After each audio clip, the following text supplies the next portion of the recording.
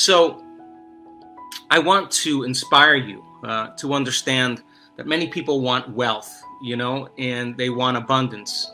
But if they were to see a video of themselves all day long, if they saw a video of one day of how they were living, and they understood that their personality creates their personal reality, and that person was living in lack and living in frustration, living in the emotions of the past, that is not a person who is abundant. That we generate abundance. That's what we do. We generate it. It's an energy. And then we study abundant people. We study masters. We study people that have done it. And you'll see that they failed numerous times. You'll see that they had a lot of trials. They had a lot of betrayals. They had a lot of loss. It never stopped them from their vision. And when they felt so worthy and so abundant that they had all their needs met, they felt so whole that it was no longer about their abundance. It was about who they became. When the abundance finally did come, they wound up giving it away anyway because they knew how to create abundance.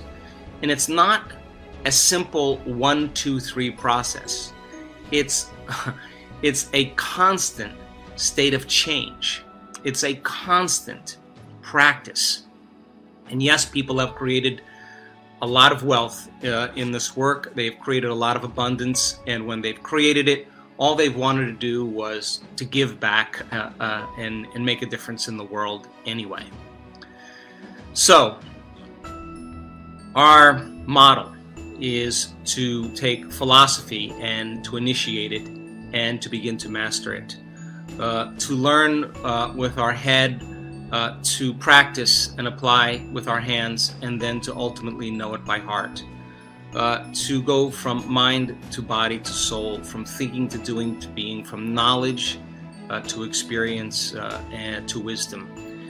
And if this was easy, everybody would be doing it. But I can tell you that the people who stick with it, the people that take the time to fill their brain with knowledge, the right kind of knowledge, not superstitious, dogmatic information, but information that is based in scientific reason. Not being a scientist, but understanding that science is the language to do it. People who take the time to fill their brain with knowledge. Every time they show up and sit down to do the work, every time they make a choice to do it, they're believing in possibility. People who don't do the work on a subconscious or unconscious level don't believe it's possible for them. They don't know that it is possible for them. And I say to them, if not now, when? Because when you believe in yourself and you sit down to do this work, you have to believe in possibilities. And when you believe in possibilities, my God, you're going to have to believe in yourself. And that means you can't blame your past, you can't blame your ex, you can't blame your parents, you can't blame your boss. Sooner or later, whatever emotions we feel because of whatever experiences that happened in the past, sooner or later, we're going to have to overcome those emotions and stop telling the story of the past and really start telling a better story of the future. And when you start believing in your future more than you believe in your past, when you're more in love and excited about your future than you are romancing your past, then your body is going to wake up in the morning and it's going to want you to create. How do I know that? Because so many people in this work, they do the work every day, not because it's a have to. They understand that they're creators and they don't want to stop doing the work because they don't want the magic to end in their life. They would never miss a day, not for any other reason, because when they interact with this divine intelligence that lives in every human being, independent of your race, color of your skin, your culture, the country you're from, your sexual preference, the diet, the food you eat, your age, independent of all these things that people use to create separation, that intelligence lives in every human being, and it is a divine intelligence. And we now know when people run into it and they connect to it and they surrender their identity their individuality, their separation in matter, and become pure consciousness and let go and trust in the unknown. When they connect and they experience that arousal, that bliss, that ecstasy, that wholeness that's felt in every single cell in their body, they're no longer seduced by the outer world, saying that I need that person or that experience to bring me this feeling. They're connecting with something within them. And when they have this moment, it seems like their past is washed away. They look back at their past and they see it was all necessary for them to experience that moment. And that's the moment they're no longer defined by their past. That's the moment their past is washed away, and the story of their past changes because they're viewing it from a greater level of consciousness. And so the effects of that many times are a biological change, instantaneous change in a person's health, instantaneous change in a person's unconscious programs that keep them repeating the same patterns in their life, instantaneous mystical moment.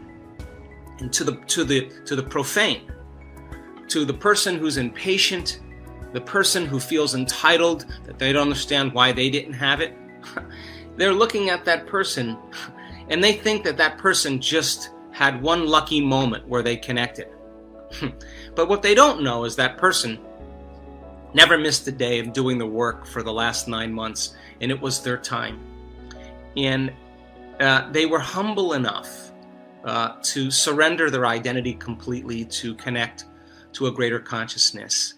And I want that for our community, because when we start interacting and creating from the field instead of from matter, we will do amazing things. We will heal people because we have healed ourselves. And so yes, I know you have many questions. I assure you, I have as many questions as you do.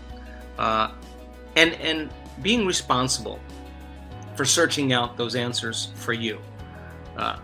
Searching out the best understanding of what you're doing in this work, and understanding why you're doing it, and keeping that model going in your mind.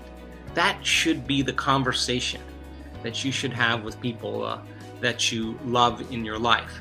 Now, does this mean that you can't live life? My goodness, my message has never been that. My message has never been to abstain from life.